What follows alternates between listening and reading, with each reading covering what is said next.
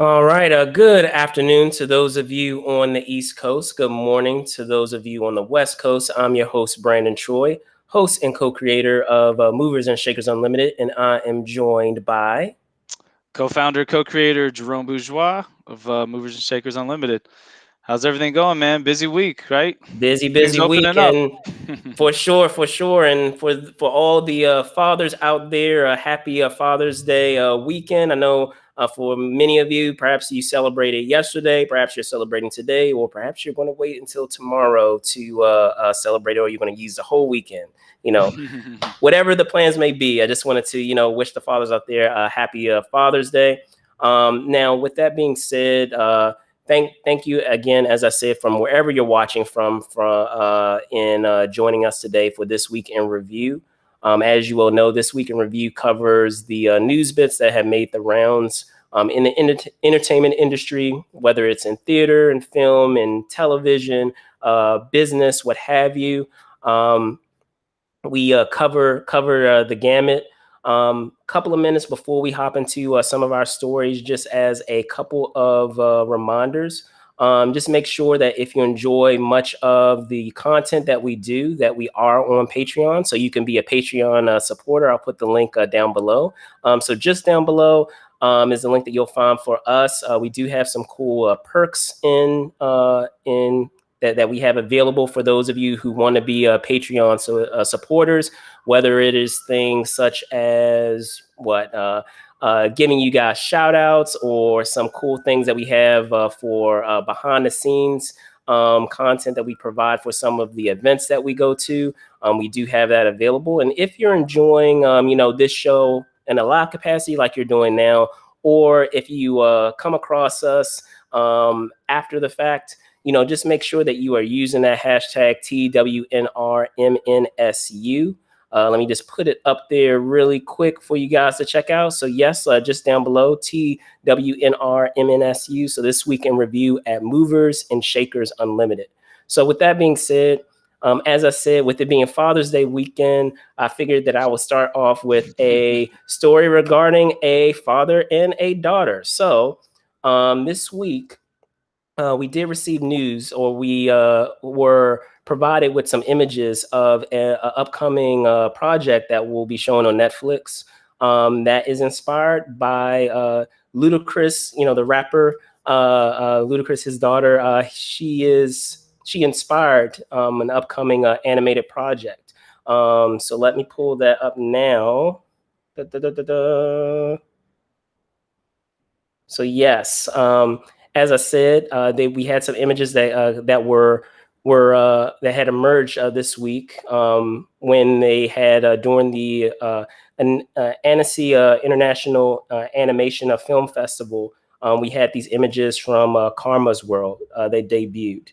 So as I said before, producer Chris Ludacris Bridges is going to act as a producer for this project, and is inspired, as I said, from his by his daughter. It's going to be a children's series, which will be debuting in the fall, and will feature 40 11-minute episodes. And it's essentially a coming of age story about a young Black girl finding her voice and using it to change her world.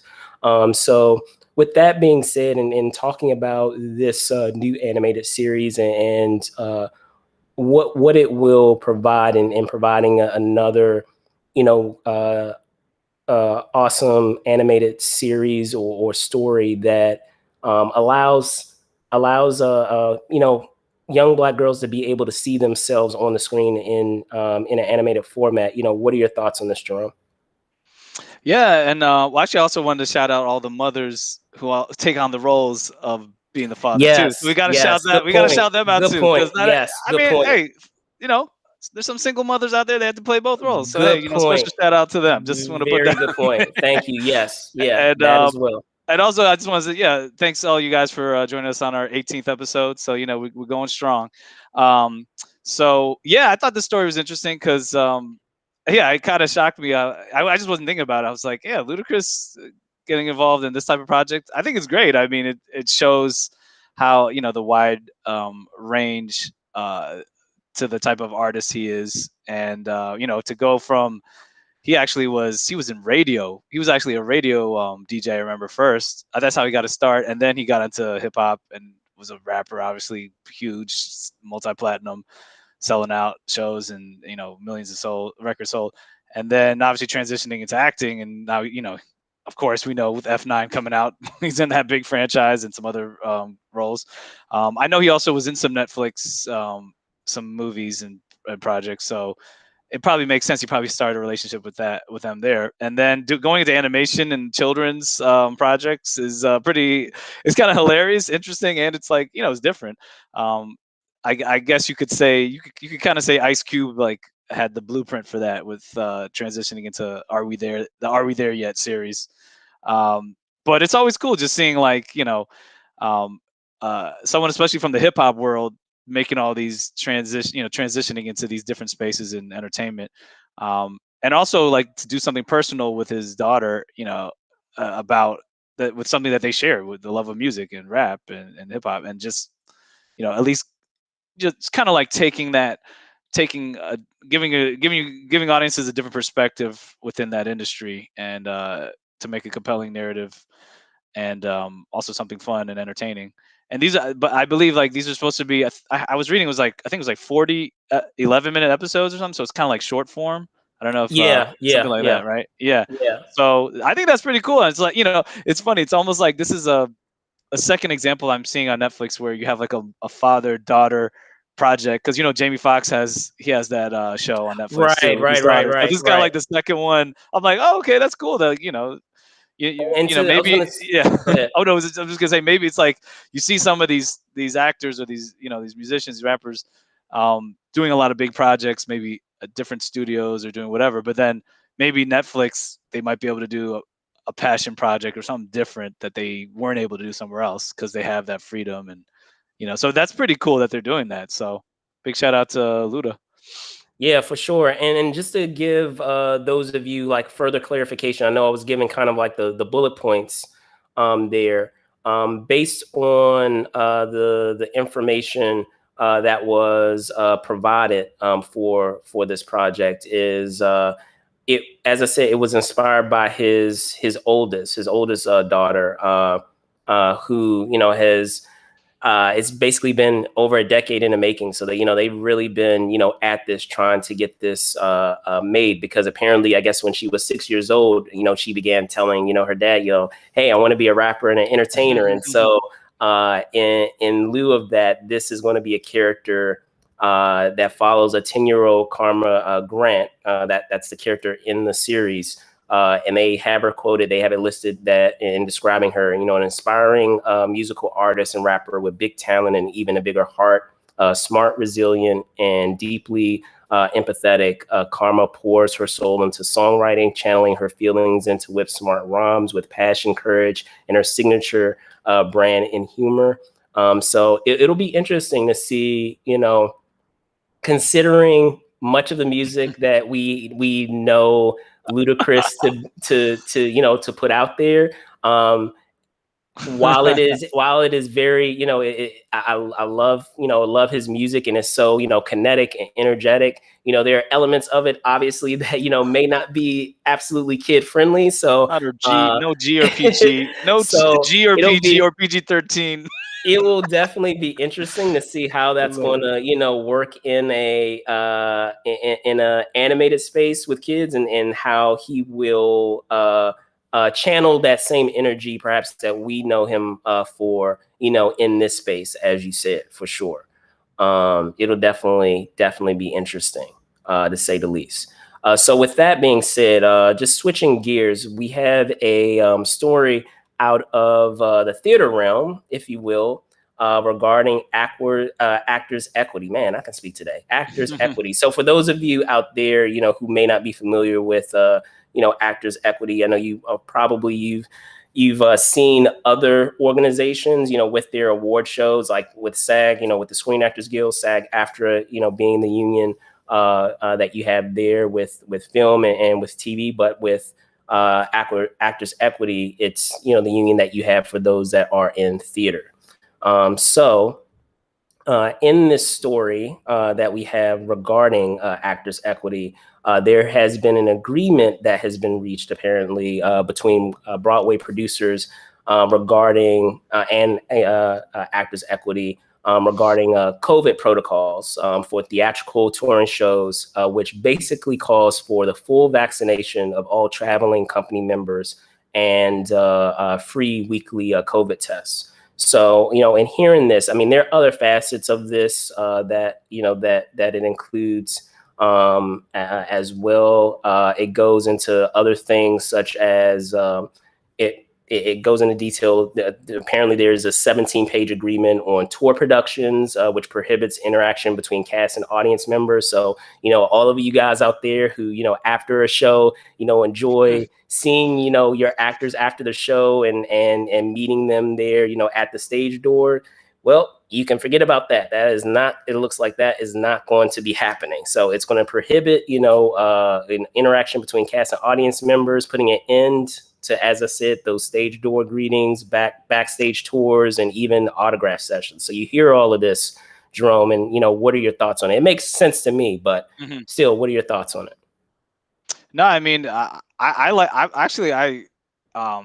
admire that they're taking the charge and being strict with these standards and actually doing something. Because I mean, like Broadway they really got hurt so badly last year. Because there's no way around. I mean, I guess the only other way maybe they might look for making additional revenue would be is if you do like one of those Fathom events, like you can show it live. But I mean, that defeats the whole purpose. I mean, well, that might be actually something in the future where they have people in theaters that aren't actually at the theater to watch the live performance, but they might see it live in a movie theater. I know some plays do that, or opera performances, but because they couldn't even have their productions last year, I mean, they just got crippled and devastated. So this is great that now there's some sort of structure and guidelines to getting back to work and getting these shows going. Because I mean, it's gonna, I'm sure slowly some of these restrictions will probably go away, but might be a while. I mean, who knows? I do know, like, when it comes to film sets, and they're probably, I have film friends who are on productions, and also just reading and hearing from other people that those protocols are probably going to stay.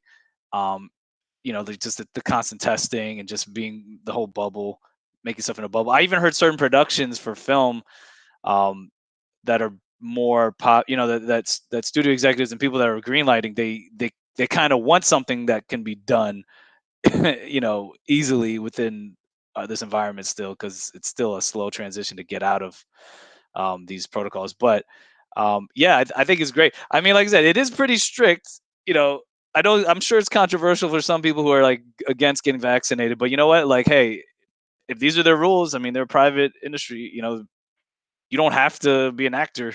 I mean, like, no one's forcing anyone to be an actor.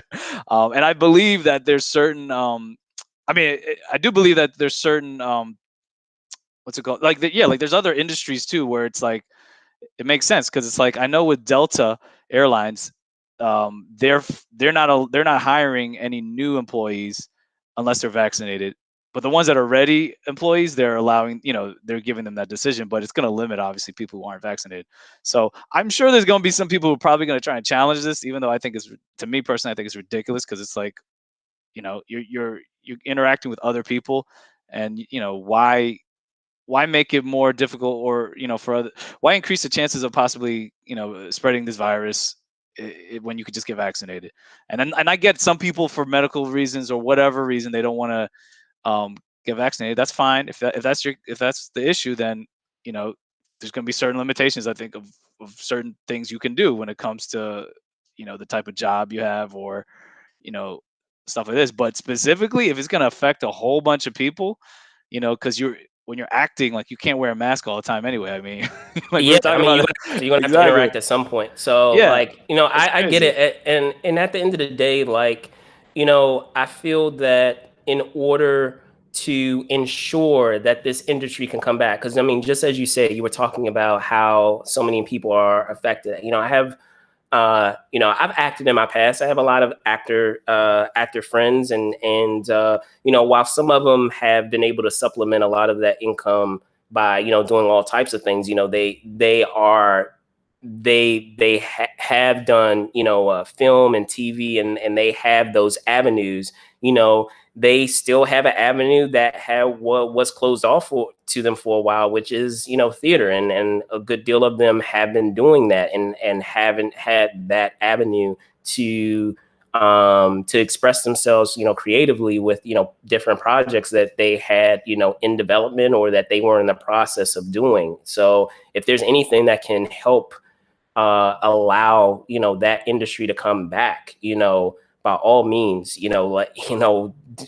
do whatever, it needs to happen there to make sure that we can bring that industry back safely. So it seems, as you said, I know for some it might seem like it's super, very extreme, but at the end of the day, better safe than sorry, is what I say. So, if that's what needs to happen in order to ensure that we can get that industry back, then by all means, let's do it. So with that being said, switching gears to the world of film, apparently there is a biopic that is on the way. And Jerome, you want to take it here for Marvin Gaye? Yeah. I thought this was a really good story, and it's been this story has been in development for a while. Like, there's been several filmmakers who've been trying to make a Marvin Gaye biopic, but it seems like, I think the estate maybe didn't always agree with the story, or for whatever reason, it didn't work out. And that's key, because I mean, there's been other film. I mean, I'm not gonna. There was a film from another artist who the estate did not give the music to, and it really was not. It really didn't help the film, and that film is pretty much forgettable. It was like a TV movie. I'm not gonna mention which one. You guys could probably guess. But that's the key. That's a key part of making a biopic based off of someone who's obviously so iconic and legendary as Marvin Gaye, to actually have a film made. And yeah, this is great because one half of the Hughes brothers, I mean, Alan Hughes, he teamed up with, he's going to be directing, and Dr. Dre and Jimmy Iovine, they came on board to produce and help develop it. I'm sure that gave a big push to get Warner Brothers involved, and it's also going to get the highest budget for a black biopic, $80 million budget. So they're really gonna. It seems like they're gonna go all out. And like I said, Marvin Gaye's estate, his widow, she's on board. She's gonna executive produce. So this is great. There's so much music that Marvin Gaye has made that's like just classic and legendary, you know, and having a great filmmaker like Alan Hughes on board, I think is going to be great. And the key is just, I want to know who's going to play him. I mean, it's interesting. There's a lot of people I could think of. I mean, I don't know. I have to really think about it, but who knows? I mean, and I know that. Oh yeah, another thing is, in the story they were, according to Deadline and a Variety, they're Alan Hughes, like he's saying that he doesn't want to do just a strict by the numbers type of biopic. So they want to really showcase the the iconic musical experience, or the experience that his music provides for people, and how it really impacts everyone. So who knows? It's gonna be interesting. I find that, to me, that sounds good, because I mean, even though like I like a lot of biopics. Like, to me, I think the best biopics were, like, in my opinion, Ray and Straight Outta Compton. Like, those are just, I think you can't do better than those. But it is cool to see to see other filmmakers' perspective and their take on an artist, and a recording artist, like, especially like Marvin Gaye, and then see how can you highlight that, or maybe, like, yeah, who knows? I don't know if they're going to show his whole. I mean, it's hard to show like someone's whole life, obviously, in a movie. I mean, it would be really long. I mean, but maybe there might be seminal years leading up to his death, and also, or just or they just show from a different perspective, just be really creative with it, because I think that can help too, because I do know there is a sense that, like, I know some audience members might be like, of course, he has a lot of fans, but it is true, like, if you just go by the numbers, yeah, that could be cool and everything, but like, I feel like if there's like a really good theme throughout the film, then it also becomes more about than just the biopic and the artist, because if you watch Ray, like, it's Ray is about Ray Charles growing up, but it's also about him coming to terms with his feeling responsible for his brother's death, and it's like, it's more there, and it's like, and how he was dealing with that. So that was the underlying theme. And then like with Straight Outta Compton, yeah, it's about NWA being formed and their history, but it's also about police brutality. It's about, you know, just dealing with that and coming out of making music that reflected all that stuff that was affecting them. But that was a really current theme throughout that film. So that's why that was so poignant too. It wasn't just about them making music. So I feel like they're gonna have to have. There's gonna probably be some sort of underlying theme that they have to have in the script to make it more than just a by the numbers, biopic. But I'm looking forward to it. Yeah, I was gonna say for sure, and you know, in that story, in that exclusive again from Deadline, he talks about how it is a very personal, story for him. Yeah. Hughes saying this, so I look forward to what he's able to create, with this story and telling the story of Marvin Gaye because. I feel oftentimes like with Hughes, like with I've enjoyed other films that he has done, and hopefully, this will, in doing this biopic will, put him at another plateau in terms of, awards consideration and being able to get seen. I mean, not to say that he isn't, a household name. People, know who he is, but I feel like if if this ends up being, as they always say, a Oscar bait film or an awards eligible film, perhaps it can get him into another stratosphere, as a filmmaker. I'll also say, to me, I just think it's been interesting because he's him and his brother. I feel like they're like the only example I know. Well, they seem like the only brother, like sibling directing team that's kind of like now going their separate ways. Even though like they've made like it's so weird. Like they made some great pictures, but some great movies together. I love. I mean, most a lot of people overlook it, but to me, not even that. Like I don't know, From Hill, like the Johnny Depp, the Johnny Depp film with about Jack the Ripper. I mean, super stylized, but I mean, most people, it's such a mixed bag. Some people don't like it, some people do, but I enjoyed that a film that they put together. So Book and many other ones. Book of Eli, Dead Presidents were pretty good. But for me, like I guess I haven't seen. I still gotta see From Hell, so I gotta check that out. But Menace to Society is so classic. I mean and they made that so young too. It's like it was crazy. But what I was gonna say also is I think also what helped this too is because he also directed the what is it, the documentary about Dr. Dre and Jimmy Iovine. Oh yeah. The Defiant Ones, and that was such a good 4-part documentary series. I'm like that. I'm sure that laid the groundwork too to be like so he was doing some documentary, and he did some other movies too. I mean, he did like Broken City with Russell Crowe, Mark Wahlberg, and he did there's some other films. He did a lot of TV, so he's been still doing stuff. But it's nice to see him get back to doing like a big movie or something. And I'm sure they're going to get a big name. I hope this allows him to, as I said, get into another stratosphere. Because a lot of times you have a lot of, whether they're actors, whether they're writers, whether they are filmmakers, they're kind of stagnant in it feels like in the projects that they do, even though you still hear their name hovered around in the industry in terms of different projects that they do, and they continue to work. In terms of like that what is it, Mount Rushmore, that other stratosphere that you can get into in terms of Oscar contention or any other any of those other prestigious awards, allows you to reach another plateau. So I'm looking forward to what he comes up, what he brings with this project, and that it allows that to happen. So with that being said, moving on to I guess you can say more of a business related story. It involves Magic Johnson, a sports iconic Laker, Magic Johnson. He is joining CAMEO to join their board of directors.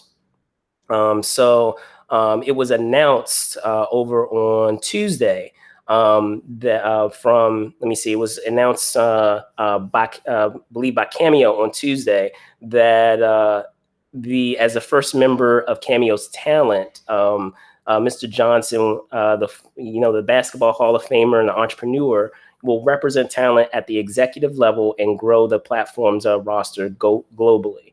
So for those of you that are not familiar with Cameo, oftentimes, it's a platform that's used that allows you to pay, a certain fee to allow talent, so celebrities, to be able to send you a message. So maybe it's a birthday message, maybe it's an anniversary. It could be any type of special occasion, but there is a fee attached to that particular talent. And a lot of times it's I want to say it's up to the talent themselves to be able to determine determine what that fee is. So that part of it has been really interesting in determining how much is that message worth to you from that particular supply talent. and demand, man. Supply exactly. and demand. So it's all about supply and demand. you hear this story centered around Magic Johnson and him joining with Cameo, not just as talent but as a member of the board. And what are your thoughts on it? Yeah, I mean, I've been knowing about Cameo for a while, and it seems like they've been blown up even more. I mean, getting to the next level since last year, because of obviously people are at home, and if you got a lot of artists, especially I'm sure for recording artists, and I'd say actors too, but recording artists specifically, if like they can't make money touring or whatever, they got to find all sorts of ways to make income. So you have a lot of artists on there who are on this, and I think it's a great way to supplement your income, and depending on how much time you have a day to like record a message or whatever. I mean, it could add up, and it's good. I know there's some people in the industry who are debating like, oh well, to me, I don't think it's an issue, but some people kind of think it's tacky because they're like, oh well, maybe if you're donating to your nonprofit. But I'm like, hey, if someone's getting a personalized message from you, that's worth money. I mean, if you want to donate to nonprofit, you can. Exactly. So at the end of the day, if you're in the entertainment industry, you are a brand. So exactly. So I don't have an issue. I have no, it's do what you like. I mean, you're a brand. Exactly, if you're going to make money off of your name, and no one else is making money off that name, you're making money off that name.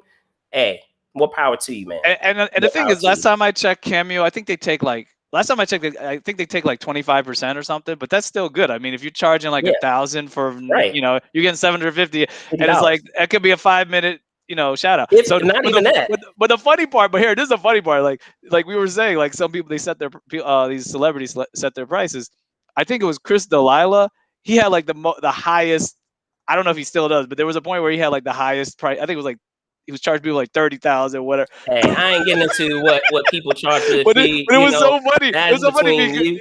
But it was so funny. No, but they advertise it because you could search it up. Because I was looking, and I thought it was so funny. But I mean, maybe but you also gotta look at it like there's some actors who maybe aren't as well known, but they might charge 40 or might charge 1,000, depending on their time. But sure.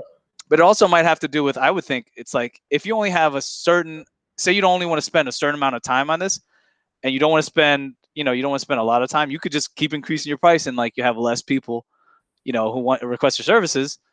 Or you could, if you have the time, you don't mind doing it more, and you get more people paying. I mean, you can balance that. Even though it's weird. Like I have seen a lot of people on there who maybe aren't as hot now. They were hotter before, but they still have a fan base. And I'm like, yeah, that's great for someone like for those types of celebrities. But it is funny to see some of the ones who are really big now, and I'm like, you don't see that. You see a decent amount, but I mean, I feel like there's a limit to that based on like I said, scheduling or timing. So it's like, but I do laugh how sometimes the price point is kind of interesting because I'm like, wow, shouldn't this person charge more? But Hey, well, I mean, here's the thing. I think there is something to be said about that. That part of it is interesting because, in thinking of what fee people are charging, maybe, they, in being, someone who is more of a household name more so than others, you might charge a smaller fee because you're going to get more bang for your buck. You're going to get more of a response by making it slightly smaller. So, in that same regard that, you would have at a grocery store, if you're thinking of, just as you were saying, that supply and demand, if you know you're going to probably get a response out of 20 people, if you only charge $10 and you're going to get a large response, versus someone who, may kind of be in that intermediary level in terms of their celebrity, and they may charge, let's say $50. Maybe they're only expecting they might only get 4 or 5 people, which is what, if we're saying 4 people, that's what, $200 if you're charging $50 a pop, versus maybe only charging $10 and knowing that you're going to get 1,000 responses out of it. You don't mind charging $10 because you're going to get more of a response, and you're going to get more bang for your buck in terms of people responding to having you do a cameo for them. So I think that there's something to that in terms of not really feeling a need to really gouge your price, because that you're going to get a substantial response with people putting in requests for you. So yeah. No, only that I was just saying. The only reason I say that is because I feel like the ones who are more established, who have a lot of money, they don't really need to do this because they have tons of money enough. They don't. But why they don't not? need to wait. No. But that's what I'm saying. But their time is limited. So that's what I'm saying. It's like for me, like say if I was, I'm like if I'm at like Denzel's level or whatever, Tom Cruise. It's like those dudes are multimillionaires. They don't really need to do this. But it's like if you want to just make some extra money, I'd feel like for me, I'd probably be like, hey, I'll do like 10 a day, but I'll charge like whatever, a few G's or something, or maybe that money you donate, whatever it could be, as opposed to like say someone who is not really making much money now because they can't go touring or whatever. Yeah, I get that, because it's like they have more time maybe, so they're like, or this is how they're going to make money primarily now, because here's the thing. I would argue. That's all I'm saying. It's like I don't see Denzel. You're not going to see Denzel. I don't think you're going to see Denzel on there, because unless maybe for charitable, because that dude, he doesn't need to do this. You know what I'm saying? I mean, he doesn't, but I'm saying for those that, to your point, that don't necessarily need it, I can picture them still finding a way to squeeze it in, because at the end of the day, it is another stream of revenue. So like, say if you're on a movie set and, you had a request put in for you to do like a brief cameo, that if you're picturing like your time management, that's going to take a couple of minutes. So I'm going to go in my trailer, I'm going to knock out a couple of cameos, and then I'm going to go right back onto the set and finish my project. So like, you're right. Even if I'm doing it during my lunch break, like I could do it during my lunch break and be like, okay, I only need to knock out maybe a couple of cameos, that I have for these requests, and that's what, maybe like $50 a pop just to knock out a couple of these. But I don't think I'll do that. Yeah, but I don't. But I think like a Denzel could probably. He probably would charge like 1,000. He could probably charge. He would. That's what I'm saying. That's what I'm saying. To your point, I'm just saying it's like the same with movie. Do it. It's the same with like a movie quote. It's the same with like a movie quote. It's like these quotes for just to even get some of these actors. It's like you got to pay their minimum. Unless it's something they really care about that project. I'm just saying like the time management. That's all I'm saying. Like I just think at a certain level, it's even $50. Oh yeah, that's nothing. But why am I? Do I really need $50 in 5 minutes when how about if I got like $1,000? Like. I hear you. It's relative. It's relative to like, now if you're not making any money, because I would do, shoot, man.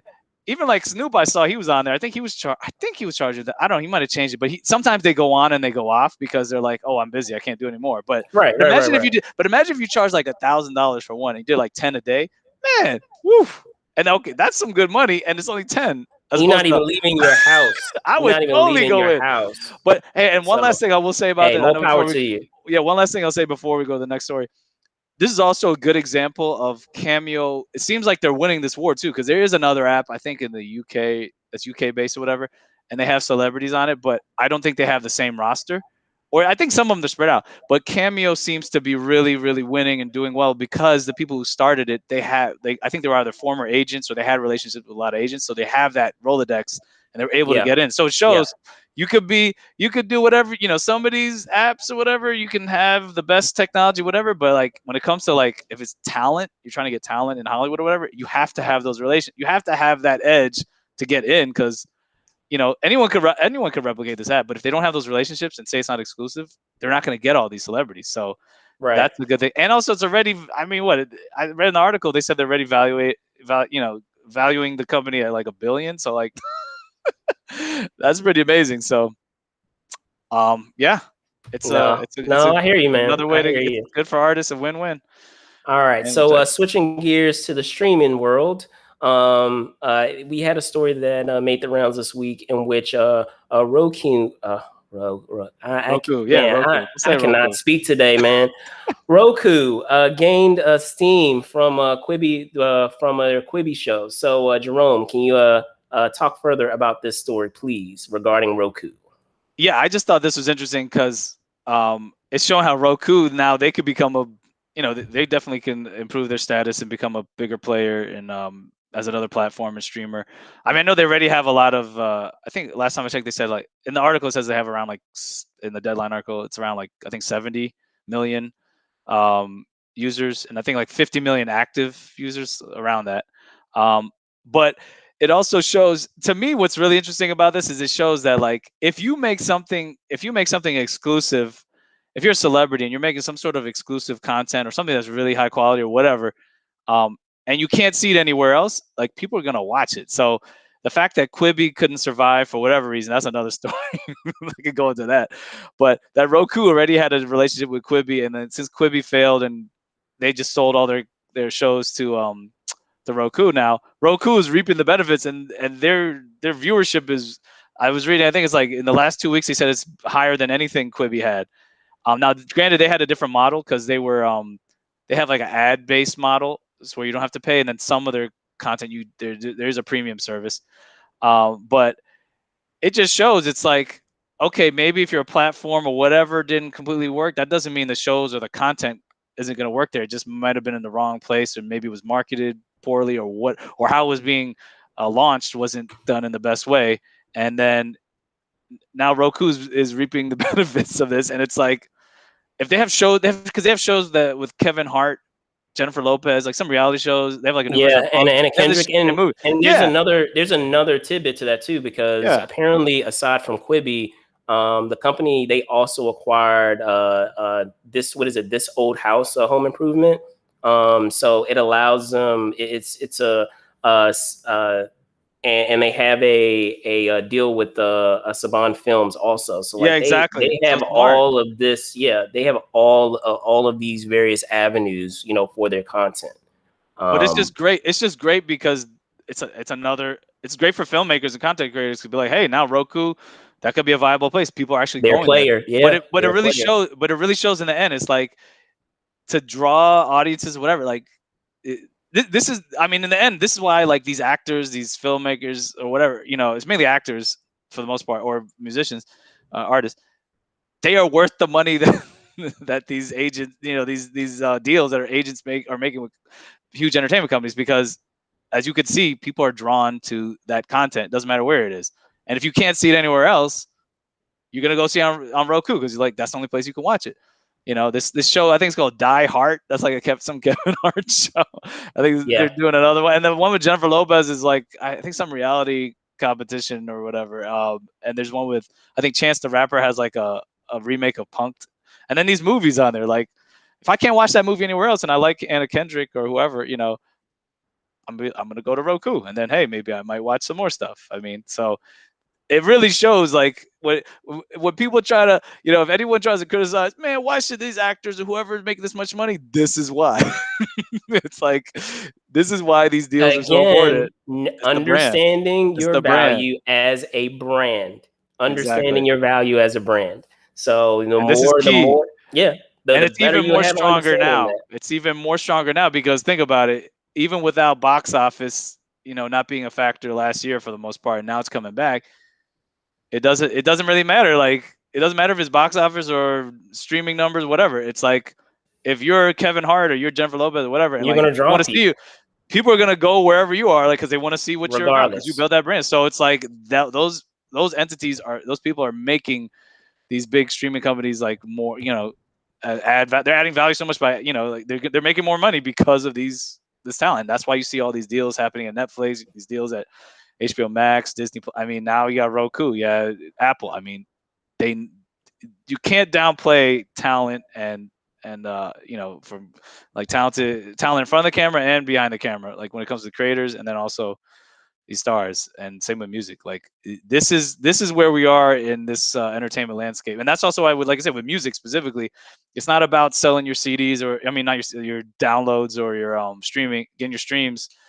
That's just to promote yourself. It's all these other high margin areas in, with corporate sponsorships or having a show or movie or whatever, just getting into other areas, because if your brand is really strong in one area and people follow you, they're going to follow you somewhere else. So big ups to Roku for taking advantage and making the most out of the Right. situation. Right. I'm just hoping they're going to spend more money now to acquire new content. So hey, maybe people gonna look, For let's sure. see what they got. So For sure. All right. So switching gears, guys, to yet another, it's another streaming related story.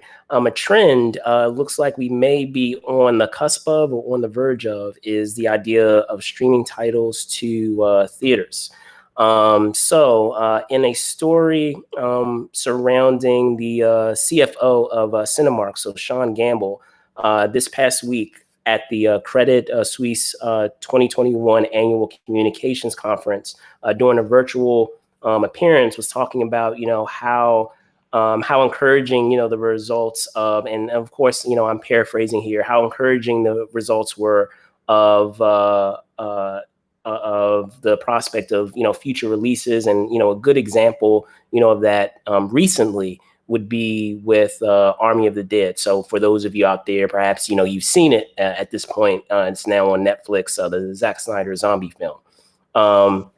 Now that film played in cinemas for 7 days from May 14th, ahead of its May 21st release on Netflix. But considering how the response was over that time, there may be the prospect of other potential projects going the same way. So you hear kind of this shift, so to speak, with a lot of projects going to theaters. And what do you think on it, Jerome?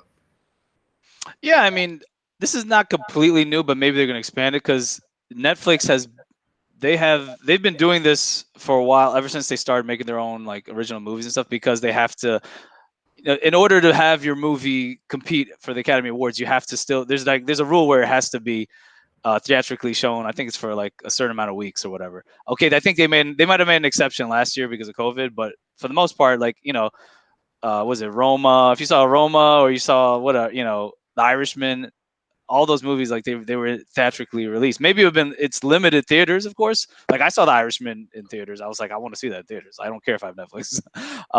But yeah, I mean, I think that's great how they've been doing that. But this is cool how like maybe like some of their bigger blockbuster type films, they might expand it and you get to see it theatrically. Because like some of these, I totally would watch them in theaters. But like I said, I'm gonna pick and choose based on what I deem will be a good experience or worth my money to see in theaters. I mean, like I said, it is harder when okay, I can see this on Netflix for free. Well, for the price I'm already paying for the monthly subscription. But yeah, there's certain films that I would consider seeing theatrically if it's something that I think would look. I mean, like Army of the Dead would have been cool to see in the theaters, I'm sure. I mean, it's an action-packed Yeah, it zombie would have been heist actually would movie. have been cool to see in IMAX. So like that would have been Yeah, yeah. actually been a pretty cool movie to see in Or IMAX. especially if they shoot it, or if they shoot it in IMAX or something. I mean, I don't know if they shot Yeah. some of that in it, but I'm saying just in general, like that. Okay, I could see that, but it's like, and like I said, The Irishman it's epic gangster movie. I mean, legendary cast. I mean, that I was like, I want to see that in theaters because Scorsese's, Pacino, De Niro. I mean, Pesci. It's amazing. But yeah, there's a bunch of other films where I'm like, I could catch it on Netflix, still good, but don't need to see it in theaters. I just don't. But it's fine. It's great that they do this for theatrical. For like, so for films to be considered for like the Oscars or whatever award ceremony they want to be considered for. And then I'd say for like some of these bigger films, but I'm curious. It would be interesting to It's see like what the box office is if they try to expand it some more, because I would like to see how many people would actually spend money. Like how much would like Army of the Dead do, and like how but many screens is it going to be in though? Like that's the thing, because the thing is, maybe they're able, I think, to take advantage now because HBO Max is doing what they're doing, and like they're shortening the window, so they have an opportunity to try and do this. But here's the Um, thing. Here's the thing that I would say is really interesting about the prospect of this. You have there's always kind of been, there's that friction between, studios and streaming has, steadily started to, simmer into, a conflict. And I mean, you brought it up with a lot of award season and how, some projects are, eligible or some are not eligible, or finding, loopholes and things of that nature. It also brings to mind for me, just in general, how this opens up everything with filmmaking.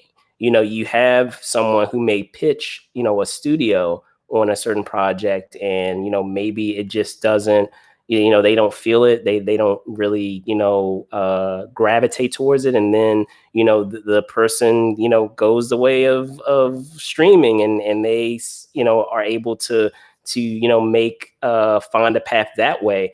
They're still able to, have their film potentially, if it in this case, have their film potentially still branch out and get seen, on a larger screen, even if it's for a small window before it reaches, whatever streaming platform, they have made, that agreement with. So I feel like it provides some interesting avenues, because I mean, in thinking of how we were talking about the impact of the theater industry with COVID, a lot of one distinct aspect of the film industry that, I feel like hasn't been brought, to the forefront in terms of, shining a light on how they've been impacted, because, it's just kind of been a blanket statement of, okay, yeah, the film industry has been impacted, is the independent film. So independent filmmaking, because, they don't have the resources of a major studio, of being able to facilitate all of these different protocols for their productions. They, in some cases, they've had to be super creative and restrictive in terms of how they've, been able to do their films. And in some cases, like, it's completely, been wiped out and they haven't been able to do anything. So, I feel like this provides another avenue for those, independent filmmakers that may not necessarily go the studio route, and still can have, even if it's for, a very, finite small window, have their project seen, in a capacity like that before it reaches streaming, which can be pretty cool, based on at least how this story is going. It provides, some interesting, some interesting ideas of how it can develop further. So. Yeah, I would also say no. I mean, yeah, it's just an ever evolving landscape now for filmmakers, and like For sure. this For fight sure. and this competition is going to be really weird. It's going to be interesting how it plays out. But one thing I'm curious about is how the antitrust laws are going to be affected. Like, who's going to challenge any of this stuff? Because if you think about it, I mean, so like how studios, they weren't able to own movie theaters because then they could just play only their movies in those theaters. So that's a antitrust issue. That's why you never had that wasn't possible. But now it's kind of like slowly getting in this gray area, because I think that's also, I mean, I don't know, I have to look into like any updates, but to me, that tells me that that's why a company like Netflix is probably, like I said, they're probably still going to have to be limited in how many theaters they could play in. Because remember they had the deal with iPick. They had the deal with iPick before, and I don't know what happened now, because obviously, but Right. iPick only had a few theaters, so that's different. But Right. having think about it, like having a company like Netflix actually, I don't know if they would actually be able to, unless this gets settled in court somehow, where they could have their movies in like an AMC theater, or AMC Yes, theaters or Regal, because particular then chain. it's like you got the company that's freaking making these movies, then they're pretty well, yeah, I guess it would, you know what, well, then that's true, because no, actually no, I'll take that back a little bit, because they're not actually owning those theaters, so they're gonna have to cut the revenue. Okay, so that makes sense. So I got you, but the thing is, they're still, it's going to be on their platform. Well, I But guess I'm that's just saying equivalent to that. like a TV show. So maybe that's the thing. Yeah. So, it's not really affecting it like that right now, but it still could be. I'm curious to see if something like, because no, you know what it is? Netflix was buying. So I think they bought some theaters. They own some theaters. So I think that's where it was. If somehow Netflix tries to buy some theaters, then I think there's going to be some issues there. But otherwise, if they don't do that, it's just going to be based on the deal. So yeah, I don't think it's going to be there yet. Interesting prospects I think, indeed. yeah. So yeah, you're right. But yeah, what do I? Yeah, I wonder Changes what's the up with that. game. Exactly. But yeah, it's good to have options though. So that's good.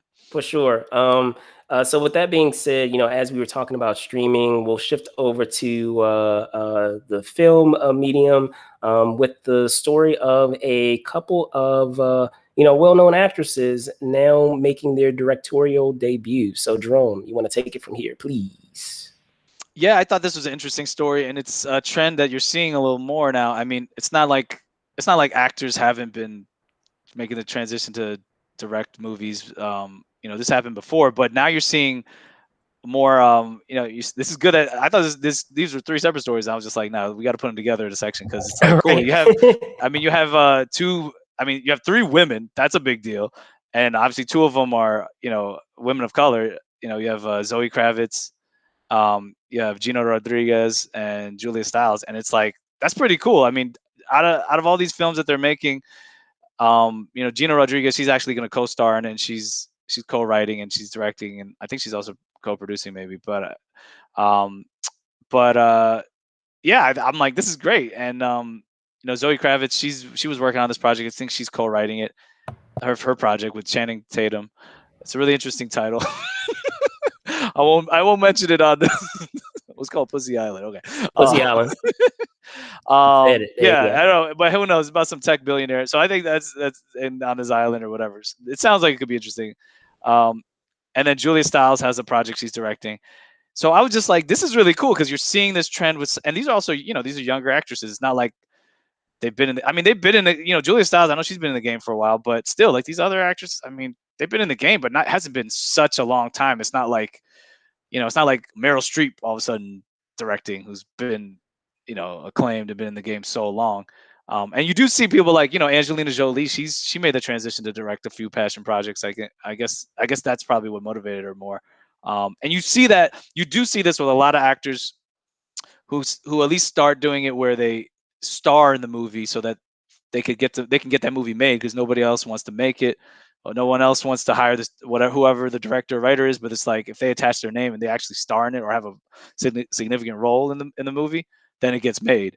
And then you see, like I said, like a George Clooney, but then you've also seen him transition where he's not always starring in all the movies that he directs, or he maybe has a really small part, or he's producing stuff. So it's cool seeing that now you have more of these opportunities where you have minority and female filmmakers directing these films, and also like these are stories that maybe they wouldn't have been told otherwise. So I think it's really cool seeing this, and it'll definitely pave the way for other emerging female filmmakers, minority filmmakers, just marginalized filmmakers that haven't been able to tell their stories until now. They're starting to get more opportunities, so it's good. And I was going to say, and speaking of some of the projects, I had a chance to look over them. I'm wondering, in reading about, I know you were talking about Kravitz and that project, Pussy Island, and thinking of that project and what it entails, because I was, taking a look at the description. It begs the question: is this, loosely? And I have no Epstein proof. thing. I have no proof. Okay, so it's not just me. I have no proof That's of what I was this, thinking too. I was but like, maybe based on the way that it's reading. So it reads, okay, it says Frida is a young, clever Los Angeles cocktail waitress who has her eyes set on the prize, philanthropist and tech mogul Slater King, so Tatum. When she skillfully maneuvers her way into King's inner circle and ultimately an intimate gathering on his private island, she is ready for a journey of a lifetime. Despite the epic setting, beautiful people, ever-flowing champagne, and late-night dance parties, Frida can sense that there's something more to this island than meets the eye, something that she can't quite put her finger on, something terrifying. So, and thinking of the name, thinking of the setup that they are making in this kind of a setup of the synopsis, like I said, I have no proof of this, but did they inspire this slightly unfortunately, from that story of Epstein having that island? So like, again, no proof, but sure there's some sort of inspiration. it's interesting because there are a lot of elements there in terms of what has been brought to light regarding that story and everything, all the unfortunate things that came out of that, and all the things that were brought to light with that, is that a something that they created in order to, or something that they has been developed to be loosely based off of that or be inspired by that in some way. And then the Gina Rodriguez one is kind of like, well, it's based off of Ryan Garcia, the boxer, and he's gonna be in it, and that's like gonna be like in a kind of like a Rocky Creed type film, but not. I mean, I'm sure it's gonna have its own story, but it's in that vein. So it's interesting seeing Gina do something like that, because I mean, she was in that show Jane the Virgin. I mean, she was in that movie with Miss Bala, it's playing like an assassin or whatever, or I don't know. I mean, but like, yeah, it was an action movie. So the whole idea of her doing these different types of movies, and then being drawn to this type of stories, it's gonna be interesting. But also, from Latino or Latina or Latinx perspective, I think that's gonna be interesting. And then like I said, you have Julia Stiles with her film. I think it's I'm not as aware of that project, but I don't know if they have that much information about it. But yeah, it's it's gonna also be something specific to that she's been working on. But she's worked with that company before that's producing it for her or developing it with her. So yeah, we'll see how these turn out. I mean, I'll definitely check We'll them out. see. Yeah, for Yeah, sure. So in keeping in that film realm, if you will, another story that made the rounds this week was centered around Spike Lee. So the iconic director Professor Spike Lee. Lee. Yes. So via a poster, it was revealed that he is the face of the 2021 Cannes Film Festival poster. So let me pull that up here. There we go. All right. So in this story, as I said, centered around Spike Lee. They in this new poster, it was revealed revealed this week that he would be the face of it. If for anyone who is not aware, he is actually the jury president for Cannes Film Festival. So you see this, Jerome, and having such an iconic director, not just an iconic director, but also a filmmaker, minority filmmaker, a major one, act as the face of this major festival with their poster, to have his face plastered there. What are your thoughts on that, and what do you think of him being on this poster? Yeah, I mean, it makes sense. I mean, I have a feeling they probably had to do something like this because they were canceled last year, and his movie was supposed to be there. The Five Bloods. But what are you gonna do? But hey, I mean, he deserves it. I mean, he's been there several times. For Black Klansman, he was supposed to be there for the Five Bloods, promoting that. I think he was there for, I think it was Do the Right Thing, and he had like another film. But yeah, I mean, hey, Professor Lee, that's why I call him, because he taught at NYU, even though I wasn't in his class. It was for graduate students. Anyway, but yeah, I mean, he's an iconic filmmaker.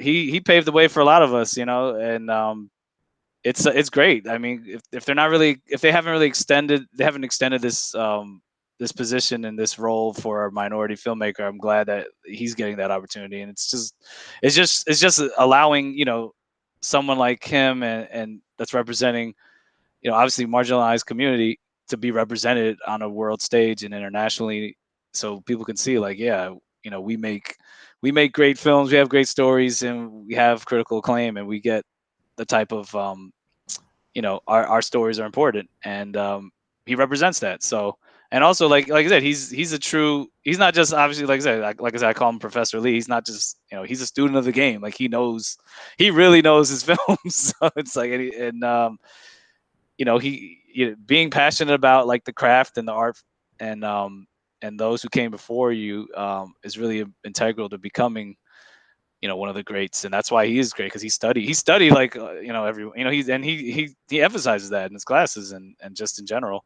So it's just also good, like I think specifically for a worldwide perspective, and just like keeping that out there, putting that out there, that it's like, yeah, I mean, our stories resonate, internationally, And I will say this too, he is someone who already has a pretty extensive, aside from having the pretty extensive history already with Cannes Film Festival, apparently over a whole generation, over 30 years. He apparently is the first Black president to lead the festival jury, and he's also the first president to ever feature on the poster. So, put that into perspective, of, all the iconic, artists that have stepped foot at that festival, actor, director, screenwriters, producers, what have you, to be not only the first Black president to lead, the festival jury, but also be, the first president to feature on the poster, that's some special stuff there.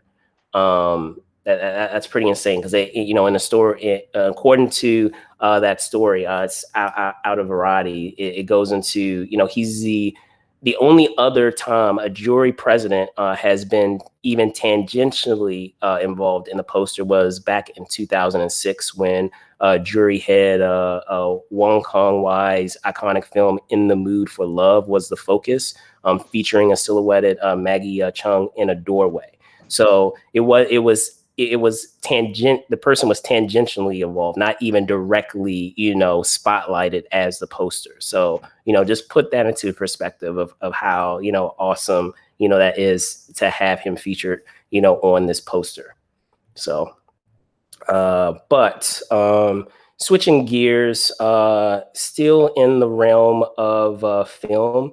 There was some casting news that made the rounds, centered around John Wick 4. I know last week, I believe it, I want to say, yeah, it was last week when we were talking about another story recently, an edition for John Wick 4, and that was with Donnie Yen joining the cast.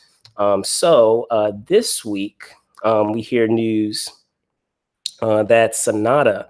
So let me go into his entire name. I'm sorry. So Haruyuki Sanada. So those of you that perhaps know him from Westworld, or he played Scorpion in Mortal Kombat. Speaking of Army of the Dead, he was most recently in Army of the Dead, because he was, the casino owner that kind of set the whole, heist in motion, because he was the one who, reached out and tried to create that team that would, get the money for him. And I'm not going to put spoilers up, because that is explicitly in the trailer. There's more to that. There's more to it, but it's explicitly in the trailer, so you can see all of that set up in the trailer. But he's been in so many, iconic projects. I mean, I just named a few just now, but it seems like he's really making making some noise in terms of like all the projects that he's been in as of recently. So you have another awesome actor such as Sonata join the cast of John Wick 4, and how do you feel about it? I love it, but I don't know how perhaps how it feels for you to have him join the John Wick franchise. No, I think it elevates it. I mean, it's great. I mean, the more you get a richer cast of just great, actors / action, stars, and people are just good. You have a good presence. I think it will work well for John Wick 4, and that's what makes that's basically what makes these movies interesting, because you have it's not just Keanu Reeves and like Lawrence Fishburne and Halle Berry, like some of the main stars. Like you have like the supporting characters are also strong too. So he definitely would fit in that world, and I'm excited to see what happens with everyone. Who knows? I don't know. Who knows if he's going to be another assassin, or maybe he's going to team up with John Wick. I mean, I think it'll just make it more exciting. So definitely looking forward to it. Yeah, and I was going to say, it begs a question too. It's interesting you were talking about, just now, where he may fit into the story. I know it's already been revealed that Donnie Yen is going to be an ally of John Wick. So it forced me in, and I mean, I think I talked about it briefly then. Who are they going to have these two go up against? Because I mean, John Wick by himself is pretty formidable, but the fact that he's going to need help from Donnie Yen to be able to take on whatever the threat is in this new chapter, it makes me assume that Sonata will fall into that antagonist role, because you need someone who's formidable to go up against the both of them. Because I just can't imagine, like, who would you get? Who would be a threat if you have all three of these guys, teaming up, to go up against, the villain. So you have to have, someone, on that villain side to pose a threat. And I feel in hearing about this news, even though it hasn't, I don't believe it was in the story or the news explicitly stated that where he would fall, just that he's joining the franchise. So I'm hoping, because he's played, pretty awesome villains. I mean, he's played, awesome characters across the board, be they hero or villain. But I feel that would kind of be an interesting element to have, him and whoever else, because I still think even with having, if Sonata is indeed a villain, you still need to have someone else to still go up against. I still feel he needs to team up with someone to go up against John Wick and Donnie Yen. That is a pretty a dangerous duo to have on the protagonist side. So but still awesome, as you said, to have him as an addition, and hopefully, I'm fingers crossed, I'm hoping that he is falling in that antagonist role, because it's always great to see awesome showdowns between icons versus having them team up all the time. It's kind of the same principle in sports. While we're seeing a lot of times in sports now, and this is a whole other conversation, mind you, so I will make it brief, but having all these super teams that we have in sports, especially in basketball, because I love basketball. I do miss those eras where, it wasn't, you had all of these, awesome matchups of duos or specific players versus, almost having it as a foregone conclusion of what the result will be when you have super teams, or you have like these super groups that are, going against challenges that may not pose that large of a challenge, just by virtue of them assembling, so to speak. So any final thoughts on this before we move on to our next story, Jerome? Yeah, I would just say, I mean, actually, well, who knows? I mean, you might be right, because he usually plays antagonist a lot. So maybe, I don't know, maybe we'll probably be. But I have no problem if he's also on John Wick's side, because I mean, remember, he was also in Avengers Endgame. Remember, like Hawkeye, like hunted down. So it's like I mean, think about it. Avengers Endgame. Okay, well, that's true. In Mortal Kombat, he's technically, well, he's kind of an anti-hero. I would put him on the hero side. He's like a mix, and then of course, all right. Well, I'm not gonna mention the other movie, but yeah. But he seems to veer towards that type of character. So who knows? I mean, that's usually a lot of times people get cast. They get typecast. So it would be a surprise also seeing him more, the hero side. But I don't know. Like, they haven't revealed all the cast, so I mean, they could still be adding more people. I mean, remember, you have Lawrence Fishburne. I mean, if he's coming back, I'm sure he's going to be teaming up with John Wick. I mean, what's the point? He got all the more reason. We got to beef up. We got to beef up that antagonist team. That's true. Well, yeah. Well, I mean, they could. Remember, these movies are like body count movies. Whoever's the big bad, they have like an army of people. But yeah, of course. I hear you, but I guess where I'm coming from is it makes it so much. It makes it so much more interesting when you have these major showdowns with. He's taking on the whole organization, man, and all of so all the more further to my point. That's why he needs a team. He can't do it all by himself. But what up? We'll All see. the more reason why you We'll need see, a man. He need a man. team. He needs a Yeah. team. Yeah. And he No, fell down that building. I mean, come on, man. He's probably like a cripple right now.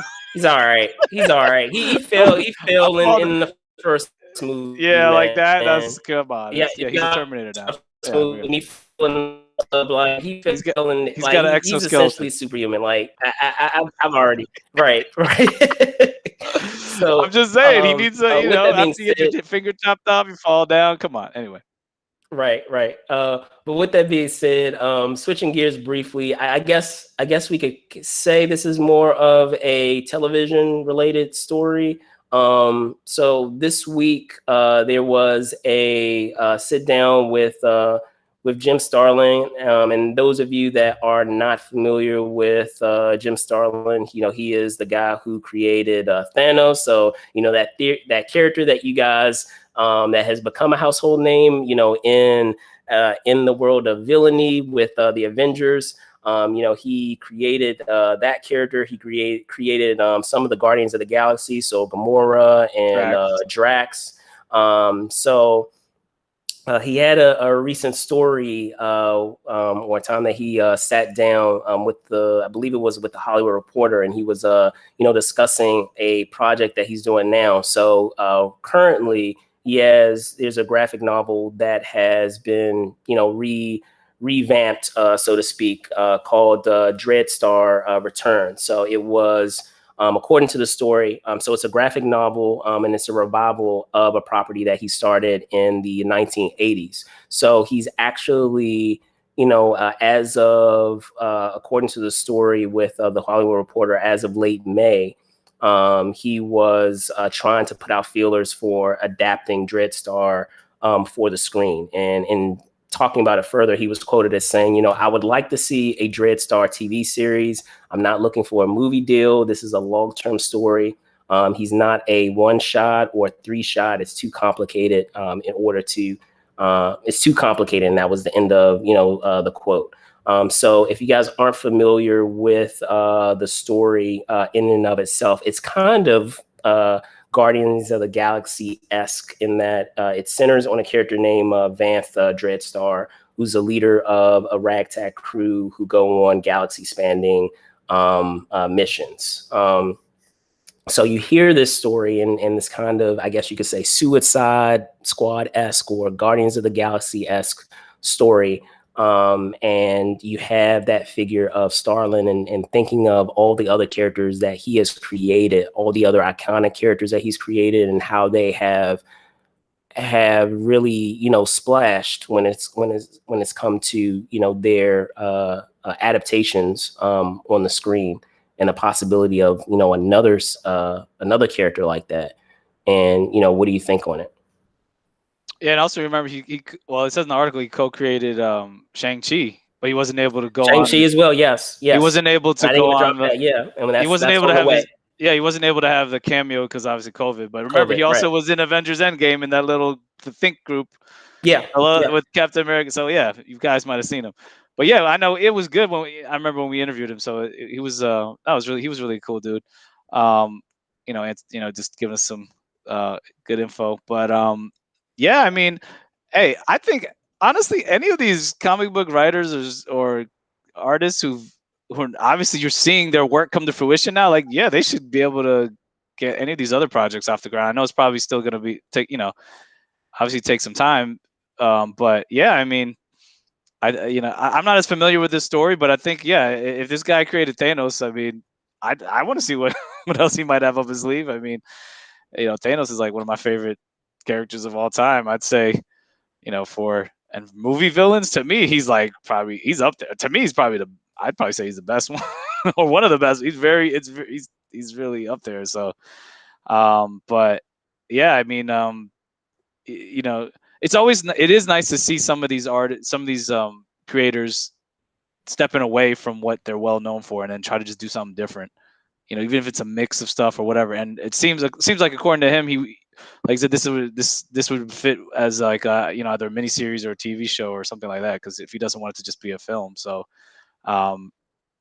yeah, I mean, I'm always open to seeing something different, and I think that's what we need. We need something more unique and more, you know, just something that you don't really expect, or that's just a little bit out there. So For just sure. different, something. Just give us some different characters, different stories, different perspective, and something we're not expecting. So I'm I down with guess that. my only concern is that, as they stated in this story in terms of describing, this property, it sounds very, as I said, Suicide Squad-esque, and very Guardians of the Galaxy-esque. I mean, mind you, and I haven't had an opportunity to read it as of yet. I've heard great things about it, and what it, and taking a look at it, but I haven't had an opportunity to sit down and read it as of yet. I'm planning on doing so, but just in the description of it, and knowing what we have gotten thus far from his mind, of characters that he's created and how they have developed. I am interested in it, but at the same time, it begs the question, or it goes back to that idea of who's going to be developing it. If it ends up getting the green light, who is going to end up developing this project from Starland? Because while we know this, and all of you guys out there watching know this, is while there is such a great chasm of characters and places and worlds that can be adapted for the big screen or for the small screen, it still goes back to how it's executed, because there's certain things in terms of different mediums that you can't, certain things just don't translate. It is really going to be dependent upon that team, or how well, or how good they are in deciding what to bring directly from the source material, and what to develop further or adapt in some way to make slightly different, so that way it fits within the context of the medium. Because it might be something perhaps that is in the adaptation that they have on the big screen or on the small screen, that just doesn't fit for that medium. So like it's really, yeah, again, going back to the adaptation. Exactly. So it's really going to be incumbent. And the only reason why I say that is because oftentimes you hear the word adaptation, but sometimes a lot of folks that are in that development of that project, be they producers, writers, directors, they'll still try to take the material literally, because they want to make sure that they appease the fans of the source material. But at the same time, you have to understand that you're also bringing in new fans that may not be familiar with it. So you have all these caveats. It's really going to be dependent, I feel, on those writers, the producers, the director, like that entire team, even the casting. All those elements are going to be absolutely intrinsic, which sounds like an obvious thing, but I'm saying, like, even with this, like it's really going to be, yeah, it's going to be important at execution. Because case in point, can you imagine on paper, Guardians of the Galaxy, for many might sound pretty ridiculous if you do not know anything about the source material. And having a talking tree, or having a talking raccoon, and having all of these, it could have really not worked. However, because of all of those facets that you have in place, with the casting, with the writers, with the director, with the producers, all of those elements, it was able to work. And it was able to be executed in a way that people were able to respond to it. Thanks to James Gunn, because James Gunn, Kevin Feige, well, that's why they hired. Gunn, that's why they hired James Gunn, because he knew it fit his personality, his style. Chris Pratt as Star-Lord, because I mean, for those of you that aren't aware, I mean, even Drax himself, and I mean, I know we were talking about Army of the Dead, Bautista. I mean, he wasn't initially going to be Drax. Like, believe it or not, Black Panther was at one point up for Drax. Chadwick Boseman, auditioned for Drax, and I mean, that would have been a completely different movie. Weird. That would have been really weird. I don't know who that doesn't make sense. But I mean, You gotta be a you have bigger. again going back to that casting piece. I mean, Sometimes maybe, but that's weird. But you know, hey, I mean, was it? I think going back to that casting Nicolas piece, Cage was up for being Superman, and that didn't right? happen. Going back to that casting piece, But it has to do with, but like I said, it has to do a lot of times. It has to do with who's the filmmaker behind it and like what decisions they want to make. And so, but yeah, no, you're right. Execution's important. But I will say that regardless of whatever the adaptation is, like, there's some people who also just don't understand the idea of like a movie is not gonna ever. It's not gonna be exactly like a comic book or right, a book. Like, and I always laugh when people are like, "Oh, well, the book was better." But I'm like, it's never. It's you can't really compare the two. Like, a book is story related. It's the story, and the writing is like the focus. You know, you have to imagine stuff. right, Film is a exactly, visual meeting. A visual a medium. What does I say? It's a visual medium, so it's not going to be like I said. What they say, a picture is 1,000 words. That's why you make you're telling the story with images, so it's not going to be as long. If you try to make something really long, you really have to have a purpose for it. So I just laugh when I was like, oh, with a book, and it's like, that's story. We're talking about it's not just story in a movie. It's also you're seeing the characters, you're seeing, it's the cinematography, it's the action, if there's special effects, it's character development, it's all of that. It's not just a story and you imagine stuff. So I mean, but yes, there are better adaptations than others. But I will say that there's some people who are so. I remember, there's always somebody who's like, "Oh, that wasn't the story. The book was better." I'm like, then read the book. You know what I'm saying? It's like you can't compare they're different mediums. So that's all I'll say about that. Anyway. yeah, for sure, for sure. So with that being said, switching gears to I know we were talking about streaming a little earlier with Roku and with a possible transition with film with that medium. We did have a story with Disney Plus, in which it was revealed that many of the original series, instead of them airing on Fridays or premiering on Fridays, the schedule was going to start to shift to them being on Wednesday.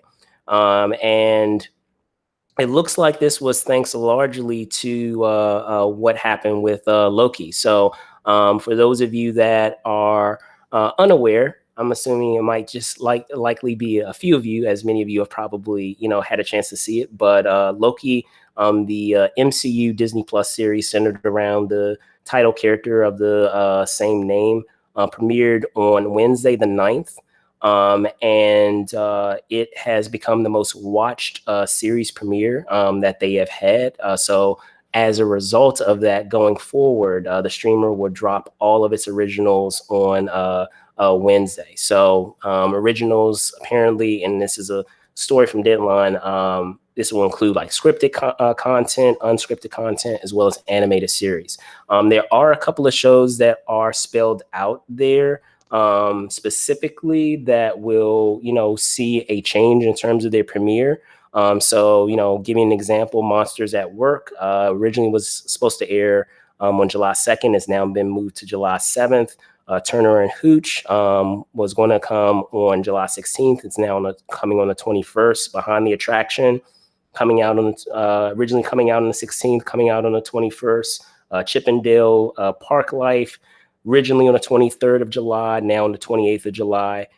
Just to name a few, there are a couple of others that they go into, but it also begs the question, even though it's not explicitly stated here, but I guess you can say it's implied. If you're thinking forward on any other projects or series, does that mean that all those other series, especially a lot of those Star Wars shows that, up to this point were coming out on Friday, are they also going to be moved over to Wednesday? But, you hear this story and the impact that it could have, because I'm just thinking right now, Jerome, on the news cycle, with a lot of these shows, because so many of these shows, are like must see TV or must see streaming, where being behind one episode can be so catastrophic because, by the time you get around to actually watching the episode, it's already, I feel like, because of the news cycle, it's already been spoiled for you on what has happened. So, I feel like on Fridays, you have a little bit of a leeway because, it's the end of the week. So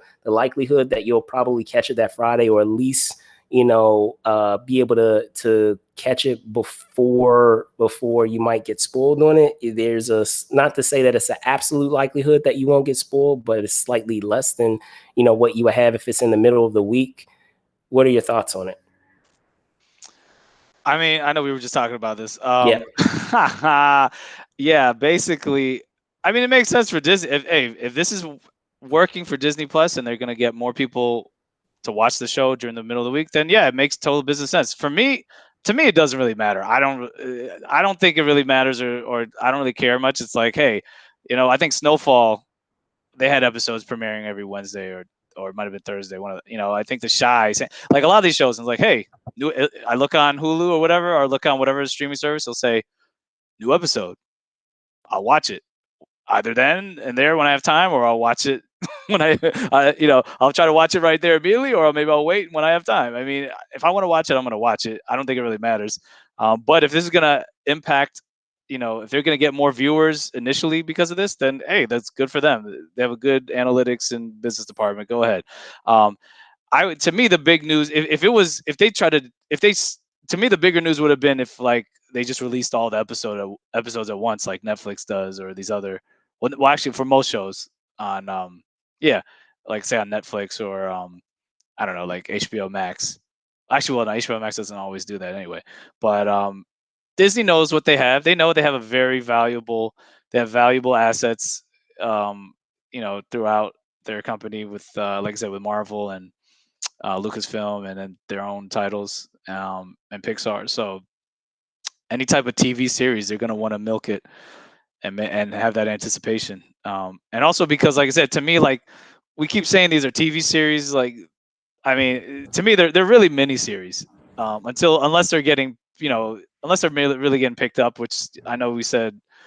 I think this one's gonna have another season probably. Yeah. Yeah, so like you were saying, but like, yeah, I mean, like the Falcon and Winter Soldier is great, but like, that really was like a miniseries. I mean, that's how I look at it. But yeah, hey man, if more people are gonna watch it, good, that's all good. Go ahead, Disney. Big up to Disney. I mean, it doesn't really matter to me. Yeah, I hear you. I know. I guess I'm thinking more, as I said, more along the lines of that cycle, because there's a definite cycle when it comes to a lot of these shows, whether it's, like I said, the Star Wars shows, whether it's the Marvel shows, some other shows that I can think of offhand, like recently, like Lovecraft Country, where you miss an episode, you missed a lot, or a lot of times something big is revealed and you try to avoid social media so you don't get spoiled because of the landscape that we're in with social media, where things tend to get spoiled a lot, unfortunately. So by making it earlier in the week, I feel that there's even a higher, not to say that it didn't, like as I said, didn't happen when it was on Friday, but there's a higher likelihood of it happening in the middle of the week than it would towards the end of the week. But we shall see. Don't search for the title on Twitter. Don't search for the hashtag. I mean, I don't know. Like, I'm pretty good at. But here's the thing, though. Like, still, if you have friends that watch the show, or and they like accidentally reveal something because they're in the feed that you have, like, I mean, you can avoid it as much as you want. The best that you can do is just basically just don't go on social media. Like, don't go on Facebook, don't go on Twitter, don't go on Instagram. Like, don't go anywhere. Look, there's someone on Facebook who's I'm not even. I mean, I don't even know how his Facebook friends with this person, but he always is like talking about movies or whatever, and he tries to give a warning, but it's like when I start seeing a little bit that he's right, I just don't look at it, and I'm like, and maybe I'll go back later. I might go back later. Yeah, but I'm just saying, like this, but he does put like, oh, you've been warned. I'm gonna do a review. I'm like, whatever, but I don't need to go on. Like, no one's forcing me to go on Facebook. It's true, like those alerts you get, yeah, that could be annoying. But like usually when someone has an alert, you can tell a little bit about what it's about, and I'm like, but I'm saying also with this meme culture that we have too, where you have certain memes and it's supposed to be connected to something that's happened, and it's kind of a spoiler to something that's happened. But then, if it's that important, watch it when it comes out. Watch it the same day. Hey, like I said, things get busy, man. Sometimes you can't always. I try, you try to make the effort of watching it right when it airs. You got to pick and choose which shows are more of a priority. I know, but I'm saying you got to prioritize. Like I still haven't seen, I think, the last 2 episodes of The Shy or whatever, but it's okay. Like, no one's really spoiling that. I'll watch it when I get a chance. But Loki, I make sure that I watch that like the same day because I know people are gonna. Yeah, like you said. I mean, I'm behind on The Walking Dead, but I'm waiting for it to come to Netflix like the latest season. But I make Right. sure I'm not like seeing any. Shoot, you guys could have spoiled this. You and like a lot of other people could have spoiled whatever happens, but I don't care. I'm like, I don't. You know, you Right. guys are No, you're I get respectful. you. I get you. So But everyone isn't. I try to be, but everyone isn't, I unfortunately, don't know who or your they're just friends are. not. You gotta be They're like, not then block cognizant them. of it. Well, then So, block them. but with Block that 'em. being said, also talking about related story in the MCU, we have a story surrounding Jonathan Majors. I know we were just talking just a moment ago about Lovecraft Country. You know, he was, if you were watching that show, he was the lead in that show. If you haven't watched that show, by all means, check out that show. That show is so awesome. But I digress. Going on, Jonathan Majors. He actually had a discussion. Let me see with Variety recently, and talking about not just being now a part of the MCU, because if you're not aware, he's been cast as the villain Kang the Conqueror. He will appear as the main antagonist for the upcoming Ant-Man 3, or otherwise known as Ant-Man Quantumania. Ant-Man and the Wasp. However, well, Ant-Man, yeah, And the well, I'm Wasp. saying Yeah. the Sub and the Wasp and Quantumania. But he also, they also, in terms of the characters' origins, may possibly have some implications with another project in the MCU, and that being Loki. So Hopefully. and talking about that, and I'll get into another project as well, but speaking first with what he had to say about Ant-Man and the implications with Loki, in just to paraphrase, because they actually paraphrased his conversation with a team member over at Variety, in talking about, initially he wasn't a fan, or what it should say, wasn't really into Ant-Man. But he clarified that and said, don't take it the wrong way. I've seen all the films in the Marvel cinematic universe. My fondest memory is that of having quote unquote Daddy Sunday. So again, within the theme of Father's Day weekend, this weekend, he said, I had fondest memories of Daddy Sunday. With my my birth father, with my dad, going to see Infinity War. And he was quoted as saying, I look at all of these films as being, these Greek, being very Greek, and having the size of like these huge, Greek mythologies. And again, I'm paraphrasing, but he said, the things that they deal with, the idea of fate and fantasy and future and legacy. And when he was asked about potentially being a part of the Loki series, he was quoted as saying, "I have no idea, what you are talking about." So that's not a no.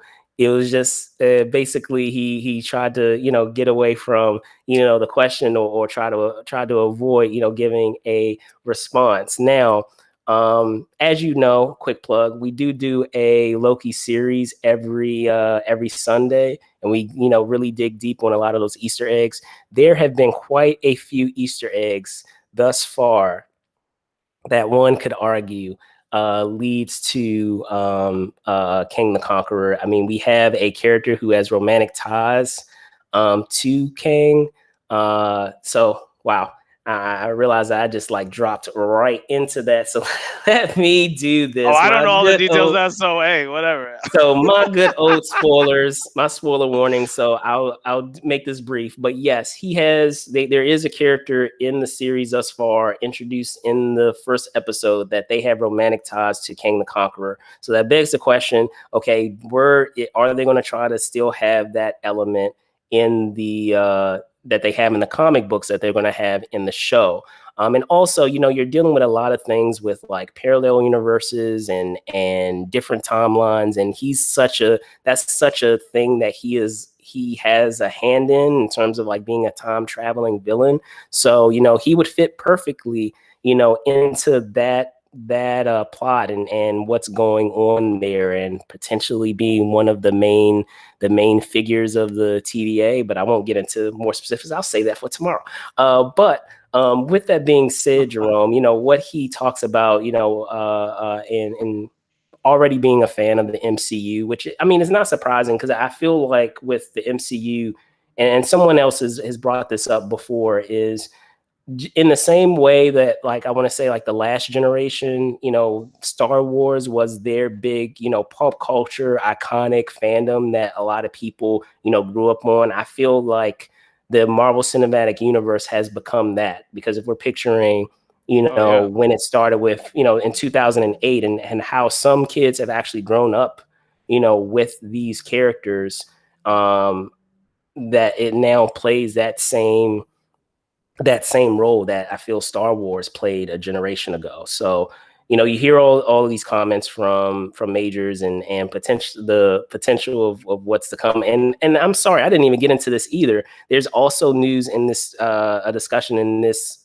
interview of him talking about potentially joining Creed 3, and being the antagonist of that project, which I suspect could be, what is it, the character's name? Clubber Lang. So Mr. T's character from the Clubber original, Lang, from the original Rocky franchise. That I hope they don't go that route where they keep doing the kids of all these, villains from the original franchise. I hope that's not the way they go.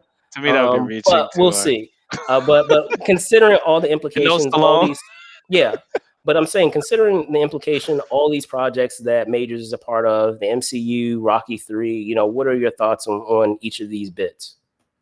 I think, if he's already, like I said, if he signed on already to play the character, I'm sure it's for multiple entries if it's other movies. So it's like, you got to make, what was it? Sam Jackson was signed on for like a 9-picture deal. Okay, like he had cameos in some movies, but hey, that just shows he's gonna pop up in a lot of shows, a lot of movies, and now he has his own series that's gonna be coming up. I mean, if it makes sense for him to, like, it would make sense for him to show up in Loki. I hope, hopefully he does make a cameo. All I know is the earlier we get Kang the Conqueror getting into this MCU, that means we're closer to Apocalypse, and that's all I care about. Because that's my guy. Maybe he'll show up. I mean, maybe in the Eternals also. I mean, because the Celestials. I mean, there's a lot of potential for that, and like he could still be lingering around for a while, even after this series. You have Ant-Man and the Wasp, Quantumanium, maybe in the turn. I mean, who knows? I mean, my thing is just like, I don't know about him being like the big bad guy, but maybe like I think we were talking before, maybe like they have a team up or something of a whole bunch of these villains, maybe like the Mandarin and the Masters of Evil, or maybe you get Doctor Doom, or you get and then they could still touch on, like, maybe they touch on Galactus a little bit, and then he eventually become. I mean, you never. I don't know. It's just gonna be so interesting because a lot of these characters, like I said, even some of them I wasn't as familiar with some of these new. Like I wasn't as familiar with Shang-Chi or even the Eternals somewhat, but I like, but I know about their connection, so it's like it's just really cool delving deep into these newer characters and these newer stories. And even with Kang the Conqueror, I mean, I know about him, but I don't know. I'm not as versed in his history, but I do know how he he ties into Apocalypse's history. And then if we can finally get back to, like I said, getting the X-Men in there, oh man, it's really gonna be amazing. So, I'm excited for that. Like where they're gonna go with that, and and how much more they're gonna keep playing out this whole alternate universes and these different parallel, timelines.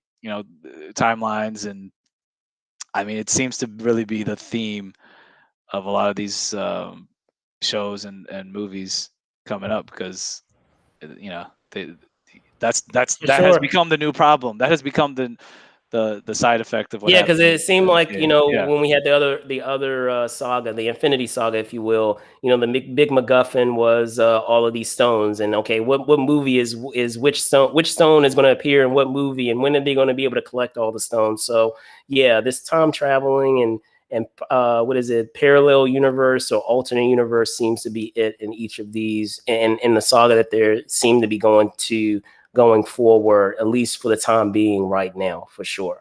I will say one thing though. I mean, obviously, well, you don't have to put spoilers. I'll just be vague, but it is. I like I said, I do like. Spoilers. Yeah, okay. Go ahead. Like if you're watching Loki, obviously, like okay, you guys should have seen the damn Avengers Endgame. You should have seen the Infinity Saga. But like the whole idea of like making like the MacGuffin or like the main power like the Infinity Stones and just the Tesseract, like making them like rendering them like useless pretty much in like the series, um, which is okay because now you're talking about time travel and parallel universe and like that's the new threat we're talking about. Oh, you mess with time, you get these variants, and then you have these timekeepers, and you have this idea of like, that's just another element that like Thanos and maybe everyone else trying to get the Infinity Stones wasn't really thinking about because they're just thinking about their universe. Okay, cool. We have multi-universes, multi-timelines. That's intriguing to see. The only thing is, I'm wondering, like, when whatever this saga is, I don't know when it ends. What is the other realm you're gonna go into that it could be like, hey, this wasn't really, are they gonna go more in the supernatural realm, like maybe people who die, so to Well, me here's this the could be thing. interesting to see how they pivot be like, hey, all right, we can't, because after a while you can't just be like, oh, timeline, time travel, that's cool, but like, then everything will just be revolving around time travel. I could just go back and blah blah blah. Here's my thing, and this is kind of I guess a precursor to what I'll discuss tomorrow. Is I feel like this upcoming saga that they're doing is leading up into. I have two theories. It's either leading into what they are doing with of having maybe Secret Wars. They may go that route, or if they make it more grounded, they may try to go the Dark Reign route. And I don't know if you're familiar with Dark Reign, but it goes into like Dark Avengers and Norman Osborn and all that stuff.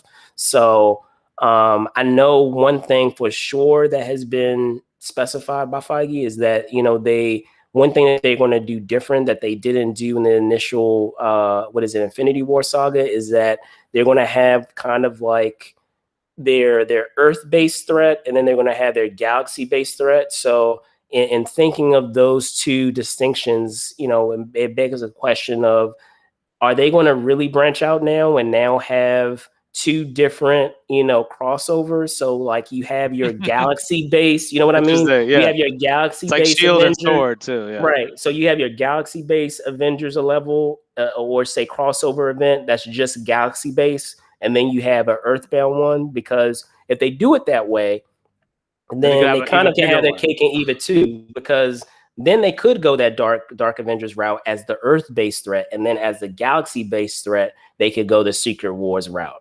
And then if they wanted to, they could always have, just like they did with the Infinity Saga, they could have the galaxy and the Earthbound threat, converge upon each other.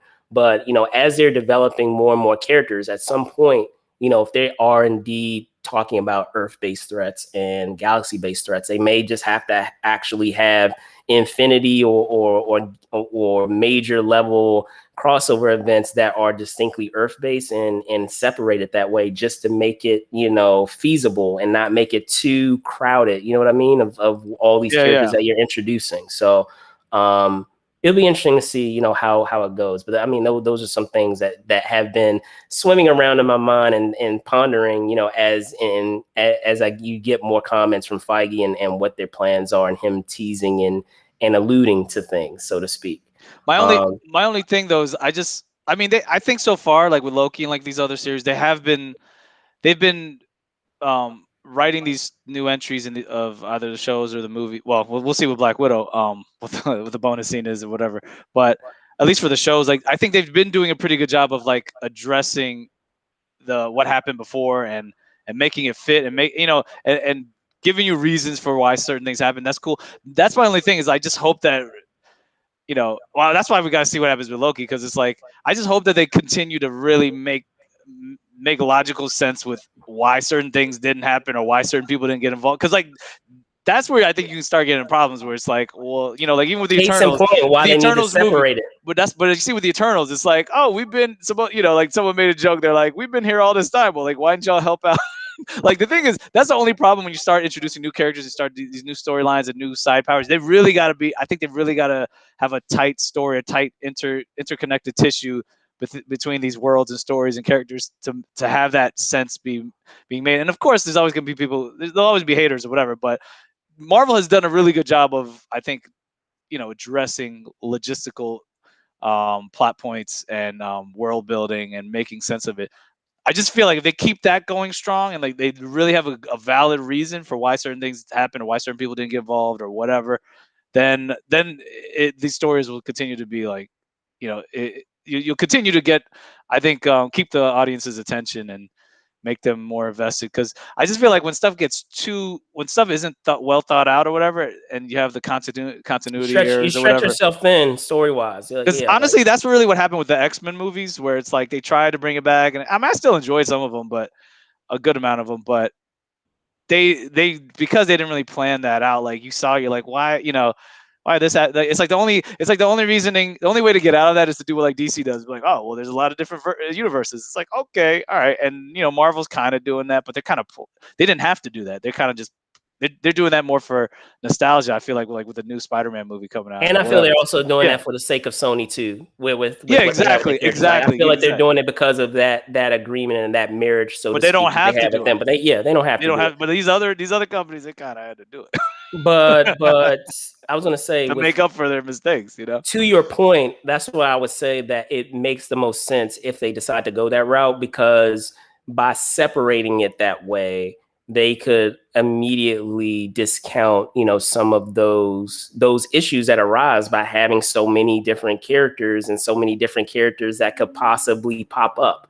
By having it separate like that, you kind of negate that issue or that plot hole, so to speak, of how come this character didn't pop up? What were they doing? Okay, well, they were off world somewhere. They're not. No, I mean that's fine. They've done that well. Or in the galaxy, how come this character didn't come? Well, they're back on Earth right now. They can't help us out because they're on the other side of the galaxy. Or they're busy doing something. Right. So as long as they keep that, it'll be good. I think it'll continue to be strong as long as they do that. And Kevin Feige and the team at Marvel, I mean, they're really good at. They've made really good plans originally, and they're good at. I feel like as long as that team is still in place, they're going to probably continue with that. But it's just interesting to see how they pivot and how they fill some of these, these holes, or if there was any issue that didn't work, how do they fix it? Because obviously the Mandarin is like a big. Or something that doesn't work is like, oh no, that wasn't the real Mandarin. This is now we got the real Mandarin. Hey, okay, all right, cool. I'm cool with that. For sure. This one better not. He just better not be an actor. This other one, he better not be like another actor or something. For sure, man. Anyway. So with that being said, I mean that closes off our episode of This Week in Review. As always, I'm your host, Brandon Choi, host and co-creator of Movers and Shakers Unlimited, and I am joined by Jerome Bourgeois. Jerome Bourgeois, co-creator, co-founder, Movers and Shakers Unlimited, and you like what we just definitely like and subscribe everything. Our YouTube channel and follow us on Facebook, Instagram. You can check me out at, you see right below, JW Bourgeois 21 on Twitter. That's JW Bourgeois on Instagram. And like I said, if you want to, like and subscribe to us on YouTube, you go to Movers Shakers on youtube.com/Movers Shakers Unlimited. On Facebook, we're Move and Shake UNLTD. Instagram, Movers Shakers Unlimited, and also on Twitter, Move and Shake UNLTD. And also, like I said, if you like the stuff we're creating, like Brandon said earlier, we have a Patreon account.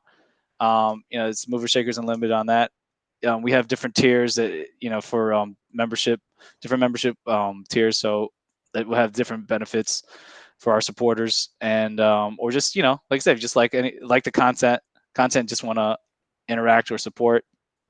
We definitely appreciate that. For sure. We'll see you guys next week. So Brandon, I don't know if you want to. Yeah, man. So yes, as I said, I'm your host, Brandon Choi, host and co-creator of Movers and Shakers Unlimited. Jerome already gave the places where you can find us on social media. You can find me at Brandon Choi ENT, which you see down below on Twitter, and Brandon Choi _ENT on Instagram. So with that being said, guys, thank you guys so much for watching. Be safe out there. And before I let close it off there, make sure that you also, I always said that I was going to make an announcement of the upcoming episode of Emerald Variants. As you know, Emerald Variants is our talkback show on the Loki series. So we air it on Sunday at 11 a.m. Eastern Standard Time, 8 a.m. Pacific Standard Time. And as promised, I said that I always talk about who will be our guest hosts for the week. So this week we will have Miles Doliak, good friend of mine who is, a actor, accomplished actor and director, in the industry. You've seen, much of his work in, projects such as, I know we were just talking about Lovecraft Country. He featured in Lovecraft Country. However, he also directed The Dinner Party, also the Hollow, and many others. So be on the lookout for that. As I said, that will be happening. That will be happening tomorrow at 11 a.m. Eastern Standard Time, 8 a.m. Pacific Standard Time. So be on the lookout for that. It's going to be airing live here on YouTube. So again, thanks for watching. Be safe out there, guys, and see you soon. Peace.